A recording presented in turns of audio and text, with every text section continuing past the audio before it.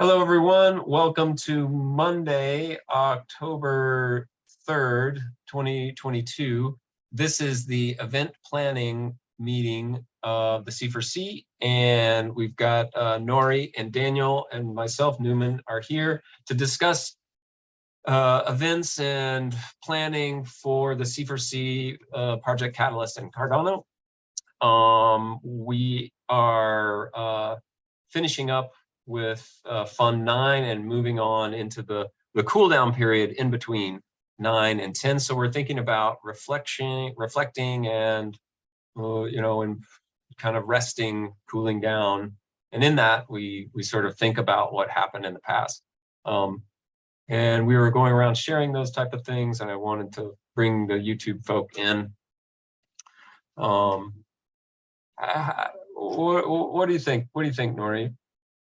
For the reflection bit, some things that I would love to see is every meeting should have an intent or desired outcome, just so that we know what we're shooting for while we're there. Like, why are we gathering?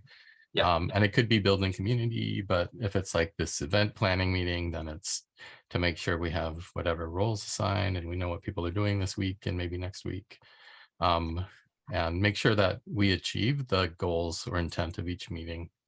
And that's kind of a facilitator high level thing, is like, are we getting to where we want to go?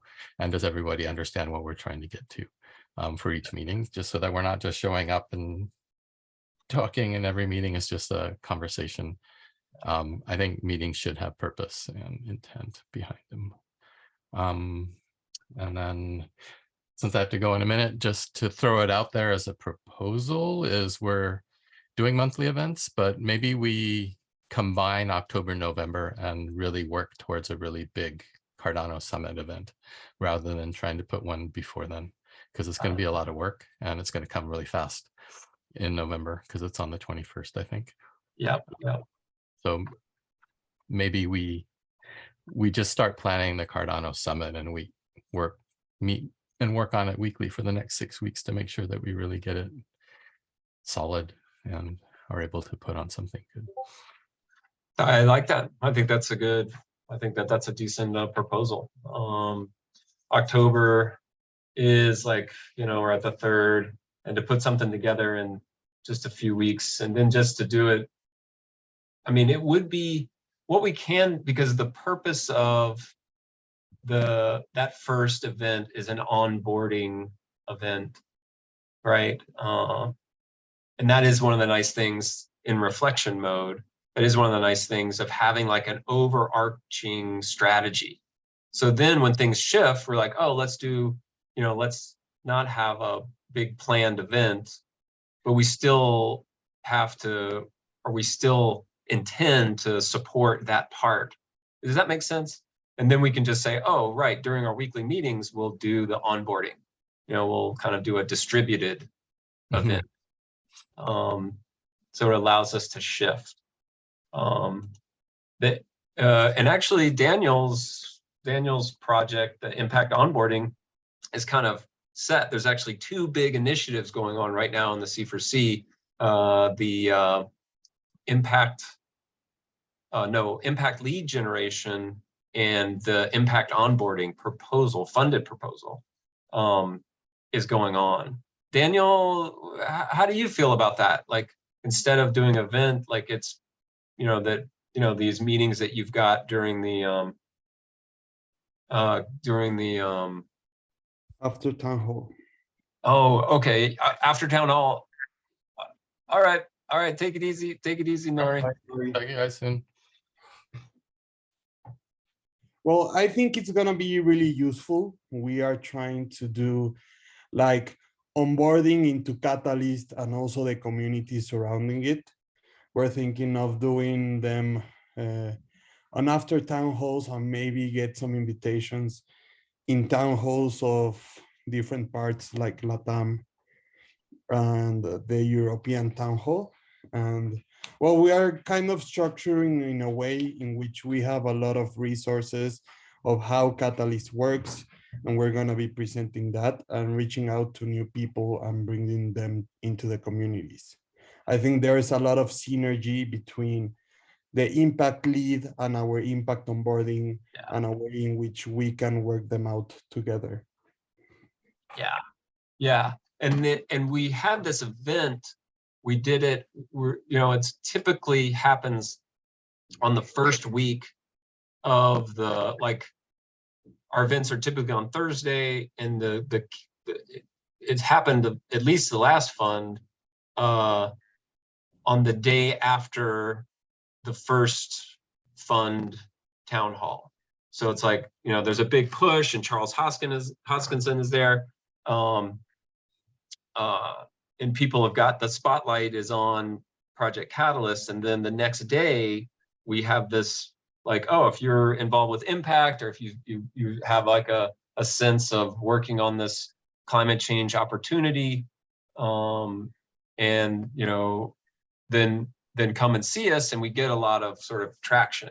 But we could just make it a part of our everyday, of our weekly events, and support the proposal that you and Cole are leading. Then that might make sense. I kind of like that idea, as opposed to sort of, then it sort of doesn't feel like a break, and it really does have the synergy with the impact lead, because then there is like incentive to go out and try to find and really explain the blockchain benefit. Yeah, that's what we were thinking of also. How could we use the C4C weekly meeting to get more people? I think on the C4C weekly meeting, there's a lot of people that are into the C4C community, and our main point is bringing people outside of the inner circle, Right. Yeah. So maybe we can use the C4C meeting to help spread the word, and people to bring new people into our after town halls. So I think it's great. It's kind of the impact lead of how can we go outside these communities, and how can we bring new people on board. Yes. Synergy. Also, I think, well, Cole is the king of this, but there's a ton of documentation already being done by you guys and Cole, also with Sustainable ADA, that we somehow have to give to the people and make it available to everyone. And I think this initiative is going to be great for that. So say that so that's like getting resources. Yeah, resources to people. Yeah. And they can go ahead and show to other people instead of us showing it to everyone, because that's the point, right? That people take it and make it their own and show it to another people. So what kind of resources are you thinking of? Well, Project Catalyst resources, what is Okay. it? What is it for? How to get involved? How to write proposals? Yeah. All of that. Yeah,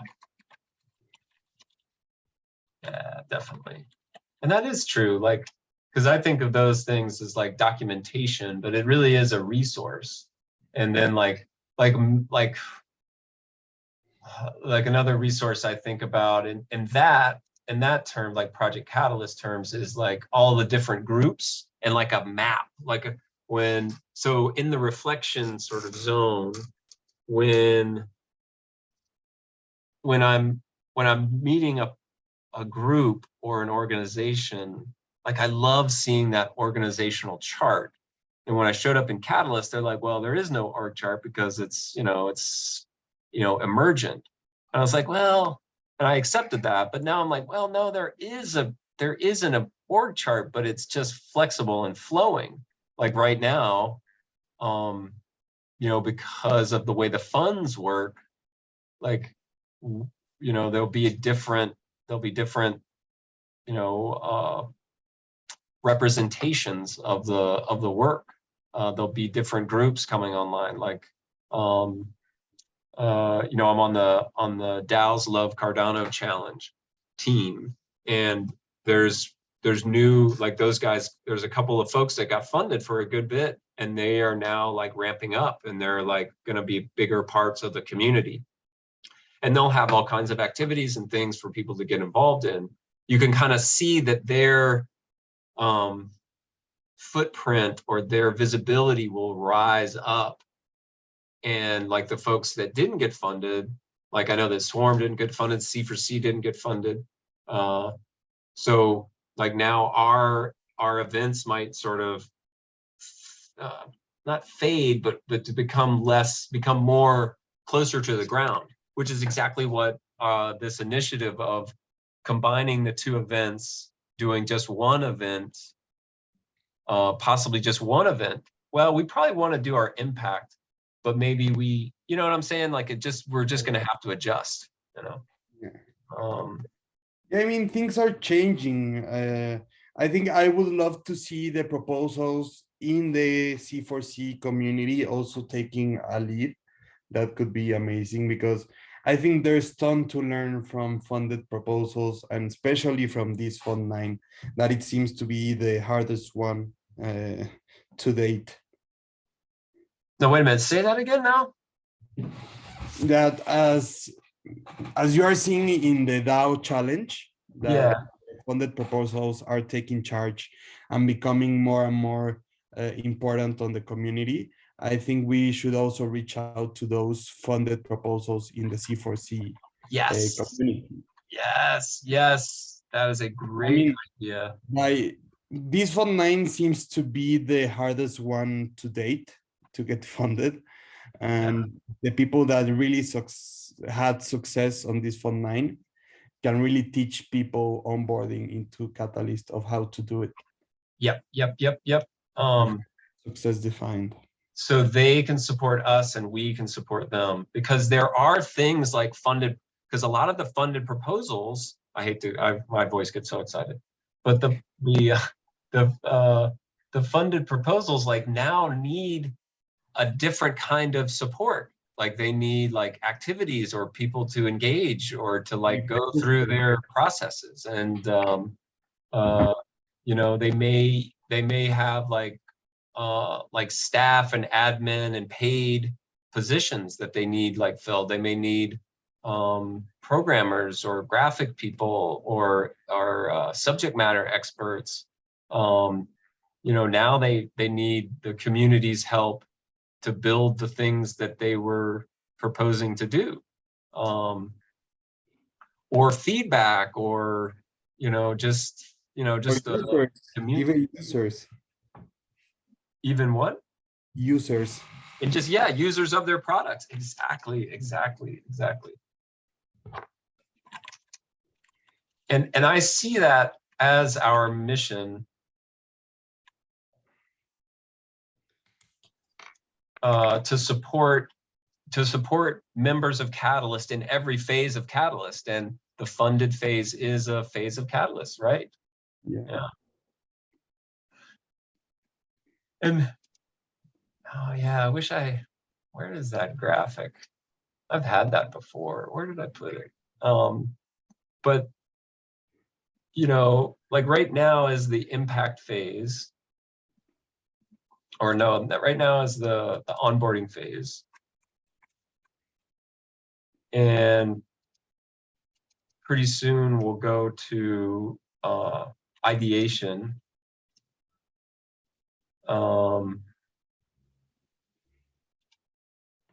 And then proposal writing, and feedback, and then like full feedback and the way of proposal assessment. Just call it assessment. Then voting, and then each. So my thing that I harp on is that in each of these phases, which we know are coming, we've got as C4C, we've got a job and a mission to fulfill. And basically, and let me read some of these. Let me read some of these missions that I've got. I can post them in the chat. Where did I put it? Oh, it's under glossary. Do you Someone, want to go into Rare Bloom? no, but I will be following it. It's really such a cool thing, like the conferences coming up that most folks are going to. Yeah.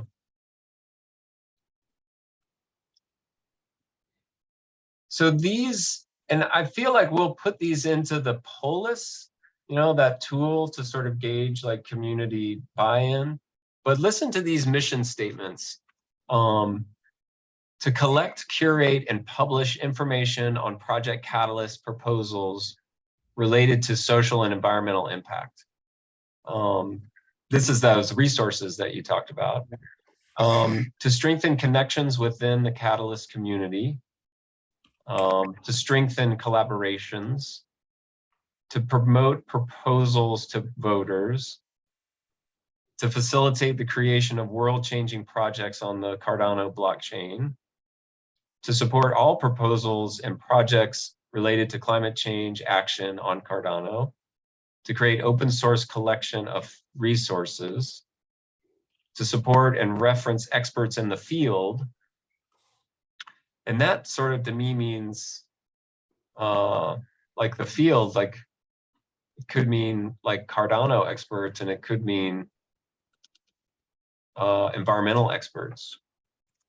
Yeah, blockchain and Yeah, no type of experts. I mean, when you go into a blockchain project, there are things like business development, which you don't tend to think as an important part of the process. And there's not much information available for that as well. Yeah, we wrote that down in the on our Miro board for the Ikigai, like roles and stuff, like business development. And that business development is kind of like, impact or lead generation, like going out and figuring out how to get people on board. People onboarding, business development.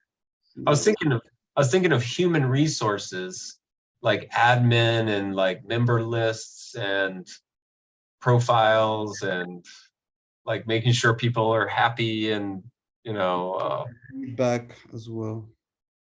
Which bet? Feedback. And feedback, yeah. Biz development. Yeah, that feedback is a real, maybe I should put that down. Feedback. And so that's the activity, and that's like building surveys and taking the temperature.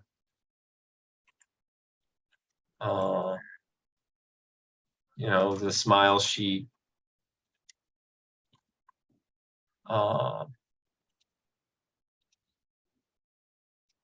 Human resources.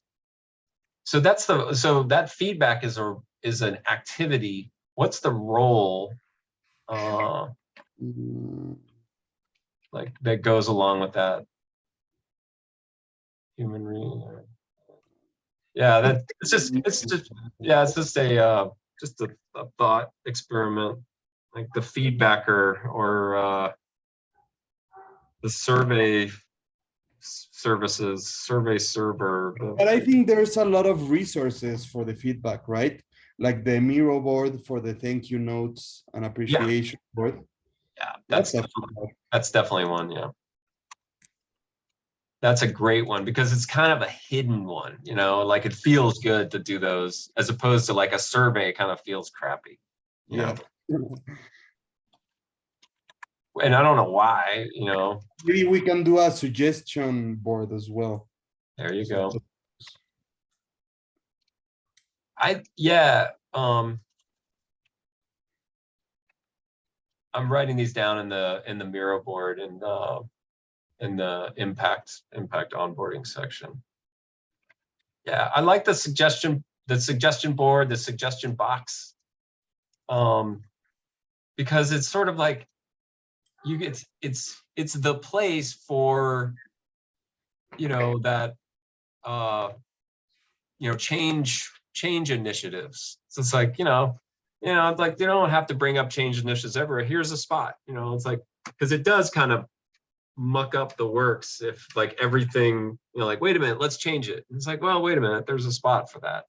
So I believe in that. I believe in kind of keeping it in the right spot so that we can have the proper cadence. So you can develop a rhythm. And that's sort of what we're doing now. Like this period, we can, during the cool down, we can change how Fund 10 operates. Like I would not feel good about trying to initiate changes in the middle of the fund. Yeah. That's just not how I work. I'm sort of institutional in that way. Like I'm like, oh no, like it may be bad, it's not working right, but I'm going to use it until I can get a break where it's not going to cause a ruckus to stop it, you know.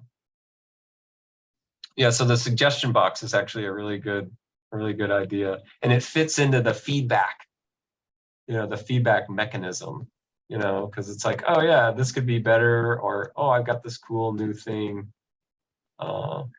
Here's how to do that. And then like other business processes like yeah, business development.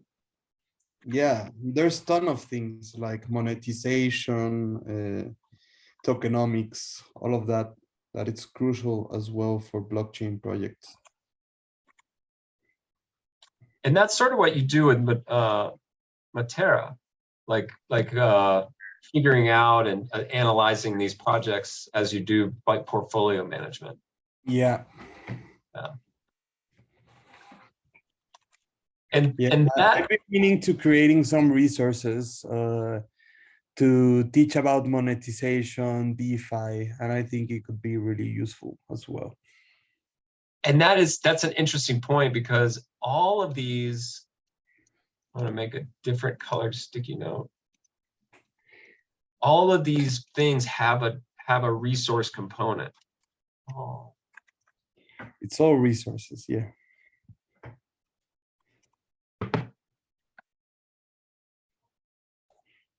And that's sort of like, I just had this big brain explosion sort of moment where I was like, oh, it's all data structures. You know, Yeah. it's all sort of this thing. Okay, so, but I realized the time. We've got 10 minutes to the top of the hour. I want to summarize for our YouTube listeners and for the YouTube description what we talked about. And you know, the intent of the meeting, the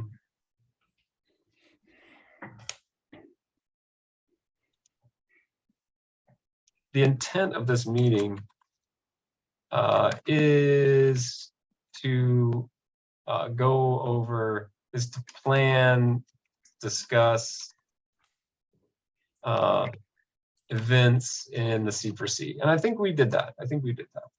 Yeah. We didn't really get to event history, which is something that I would love to create a resource of the speakers and all the proposals that we highlighted during our events, the weekly events, basically the 3 monthly events and the 12 or so Wednesday weekly events. And 3 monthly, 3 times 4, 12 weekly events. Like who was there? Well, we didn't get to that. I'm going to do that before. We did discuss like the cool down period and what goes on and why it's important. We talked about this cadence to commitments in that kind of reflective way. That's feeling that it could help people get, you know, more involved and kind of get a good mix of people coming through. We did plan a little bit about the Wednesday meetup, we added you, Daniel, to talk for, about 5 minutes, huh? 2 minutes, 3 minutes, 5 minutes? Yeah, 3 to 5 Okay, 3 to 5 minutes. about the impact onboarding. Yeah. On Wednesday, we're gonna have a big spotlight with John Buck, and there's some reading to be, there's like he's got a presentation, and we're sharing around an article, and we may or may not have a breakout room. And that is it. That's it. That's what we talked about today. I feel pretty good. Any closing things, Daniel? I think we talked a lot about how can we take all that we did for Fund 9 and take what was done the best and what we can figure out better, and to have new structures for this Fund 10 and going forward. I think that's really important as well. Yeah, that's right. That's right. Okay, I'm going to say goodbye to YouTube, and we'll thank you, YouTube, for chiming in. Bye.